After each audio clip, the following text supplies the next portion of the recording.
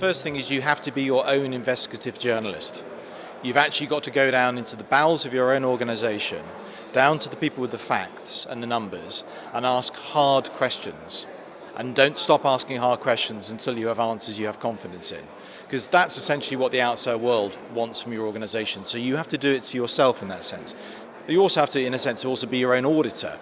So don't take things at face value early on. Probe them, test them, challenge them. So that's the first thing.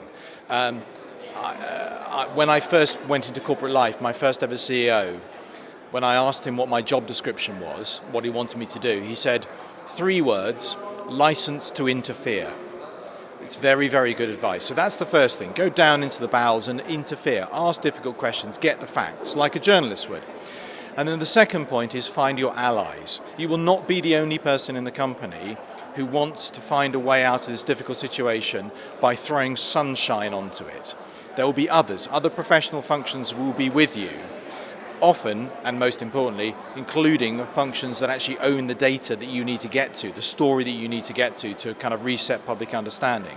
So form alliances with other senior people and their teams as you work together to try to lay out in one place what's actually happening, and it will be complicated, and then think, okay, how do we translate this? How do we translate it simply but accurately? It's not spin, none of this stuff is spin, simply but accurately into language that the public can understand.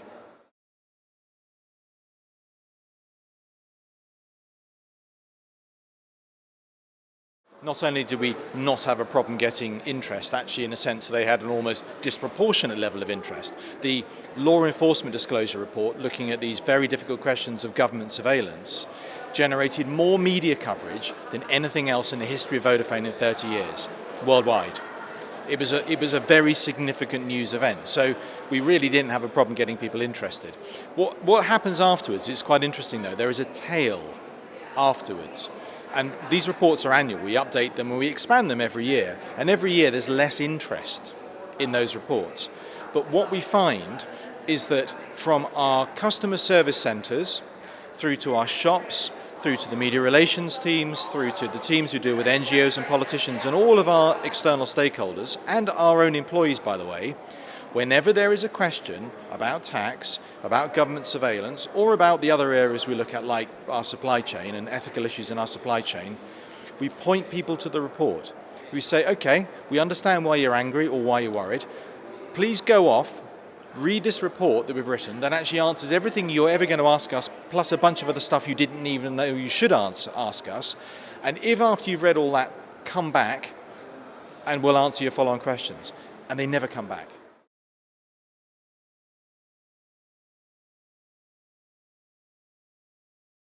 The conventional CSR model is past its sell-by date, and it's past its sell-by date because what it has evolved into, not in all companies, but in many, many companies, is a thing that you do that is an adjunct to your main business.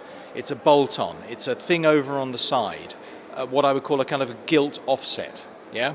So your main business is making money, doing whatever you do, and to try and keep society sweet, you put a little bit of money into doing something else over here. It just doesn't wash, right? People are much better informed and they are much more cynical, and social media changes everything because the conversations amplify and the sharing of facts and pseudo-facts is rapidly increasing beyond anything you could have predicted 5 years ago.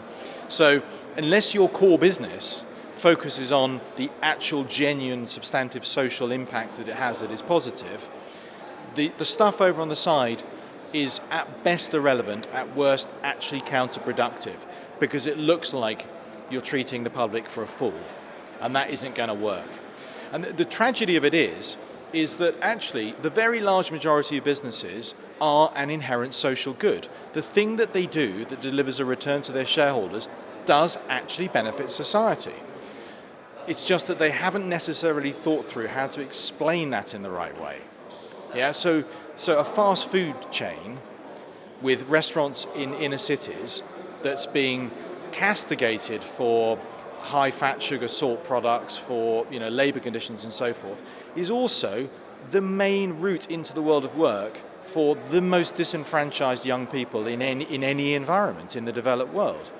And by presenting that counterpoint, yeah, they're actually saying, those that do it, and some are now doing that, they're actually saying, well, hang on a second, the thing that we do, that we make money from, has a really important beneficial social effect. Now that's the way forward. That's being social purpose led. Not, well, we do a thing that we don't want to talk about, and we're not going to respond to our critics because we do what we do. But meanwhile, look, we put money into this thing over here that helps poor kids. Well, actually, if your core business helps poor kids, talk about your core business.